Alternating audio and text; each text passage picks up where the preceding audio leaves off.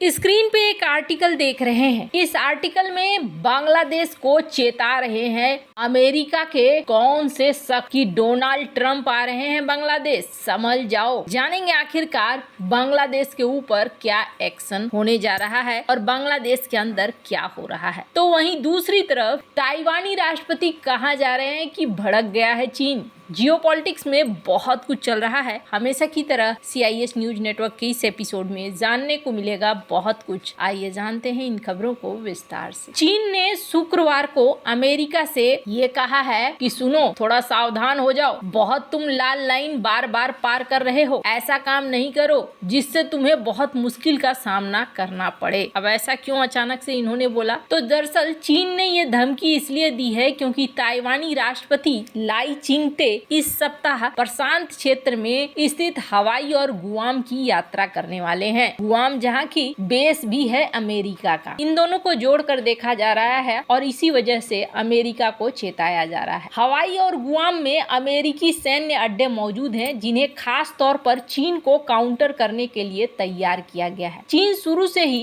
Taiwan को अपना क्षेत्र मानता है। वह इस द्वीप के नेताओं को किसी भी विदेशी बातचीत या यात्रा का कड़ा विरोध करता है। खास तौर पर जब अमेरिका की एंट्री हो जाती है तो वो और भी ज्यादा यहाँ चौकन्ना हो जाता है। लाई की यात्रा सप्ताह भर में शुरू होने वाली है शनिवार को, जिसमें वो मार्शल द्वीप में रुकेंगे, फिर तुवालू, पलाऊ इन इलाकों में जाएंगे। वैसे आपको बता दूं, ताइवान से 12 देश हैं जो औपचारिक संबंध रखते हैं। उनमें से ये 3 देश हैं। यहाँ से ये अमेरिकी क्षेत्र गुआम में भी रुकेंगे। चीन के विदेश मंत्रालय के प्रवक्ता माओनिंग ने कहा कि जो कर रहे हैं ये गलत है और ताइवान स्ट्रेट की लगता है शांति आपको बर्दाश्त नहीं हो रही है। चीन ने ताइवान मुद्दे पर अमेरिका को भी घेरा कि आप जो ये सब कुछ कर रहे हैं ये गलत है। अब माना जा रहा है कि अब एक बार फिर से ताइवान को घेर कर यहाँ युद्धाभ्यास चाइना शुरू कर सकता है। अब ये एक अलग ही समय है जब चाइना के सेना के अंदर खुद तोड़फोड़ चल रही है और दूसरी तरफ यहाँ ताइवान यात्रा के लिए निकल रहा है। खैर, जहाँ एक तरफ ये सारी चीजें हो रही हैं, वहीं दूसरी तरफ जैसा कि हमें पता है कि बांग्लादेश में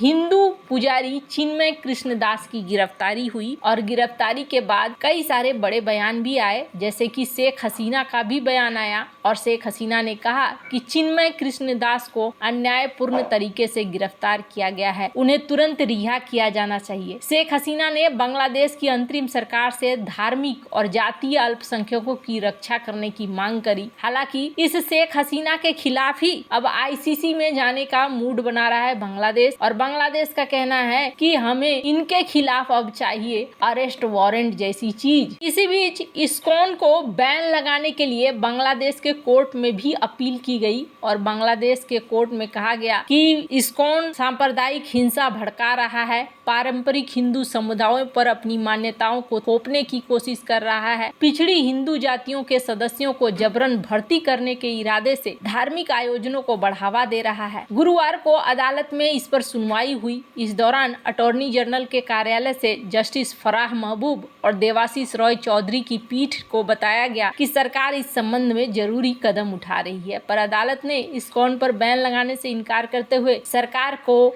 लोगों की सुरक्षा सुनिश्चित करने को कहा। लेकिन क्या सरकार इस चीज को कर पाएगी? जिस तरीके के हालात बांग्लादेश में चल रहे हैं, भारत ने भी इस मुद्दे को उठाया है। स्क्रीन पर आप देख सकते हैं, सिर्फ भारत ही नहीं बल्कि ब्रिटिश MP बॉब ब्लैकमैन ने भी अपने संसद में इस बात को उठाया है। उन्होंने वीडियो भी रिलीज की है। वीडियो में ये क्या कह रहे हैं इसे सुन सकते हैं आप। Right now, Mr. Speaker, the International Society of Krishna Consciousness, who run Bhaktivedanta Manor in Elstree, the largest Hindu temple in this country, in Bangladesh, their spiritual leader is under arrest.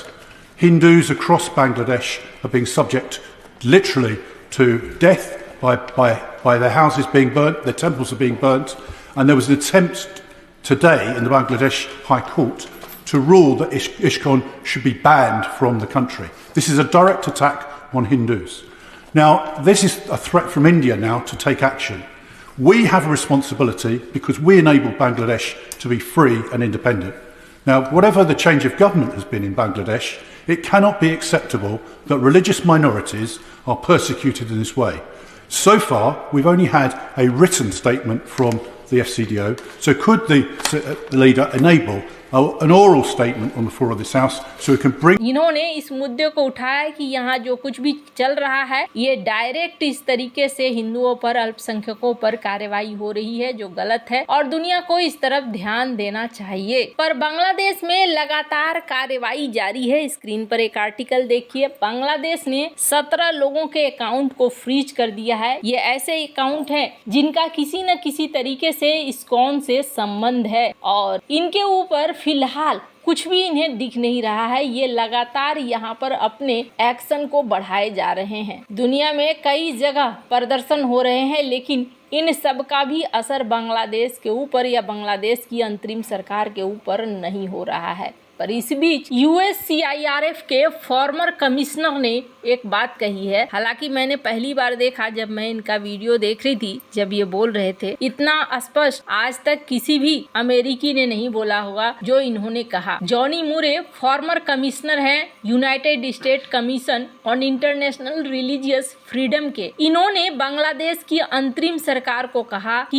ये सरकार fail हो चुकी है और ये सरकार सिर्फ हिंदुओं ही नहीं किसी भी अल्पसंख्यक को सुरक्षा नहीं दे पा रही है। इन्होंने कहा कि क्रिश्चियन कम्युनिटी बांग्लादेश के हिंदुओं के साथ खड़ी है। ऐसा नहीं है कि आज हिंदुओं के साथ ऐसा किया जा रहा है तो कल क्रिश्चियन के साथ नहीं होगा, क्रिश्चियन के साथ भी ऐसा ही होगा। और अभी तो मुझे एकदम से फीलिंग आ रही है वो डेमोक्रेसी वाली कोई बात ही नहीं है। मोहम्मद यूनुस यहाँ पर फेल हो रहे हैं। सिर्फ इतना ही इन्होंने नहीं कहा, इन्होंने कहा बांग्लादेश एक मुस्लिम कंट्री ही नहीं है बल्कि ये एक मुस्लिम मेजोरिटी कंट्री है जहां पर बहुत सारे माइनॉरिटीज थे। अब तक माइनॉरिटीज को उस तरीके की मुश्किलों का सामना नहीं करना पड़ रहा था, लेकिन आजकल जो चीजें हो रही है, हाई प्रोफाइल अरेस्ट भी हो रहे हैं, इन सब को देखकर ऐसा लगता है जैसे बांग्लादेश में स्थिति डामाडोल हो चुकी है। बांग्लादेश की ये सरकार फेल हो चुकी है। इसके बाद ये बाइडेन सरकार को लेकर भी कहते हैं कि मैंने पहली बार देखा है अमेरिका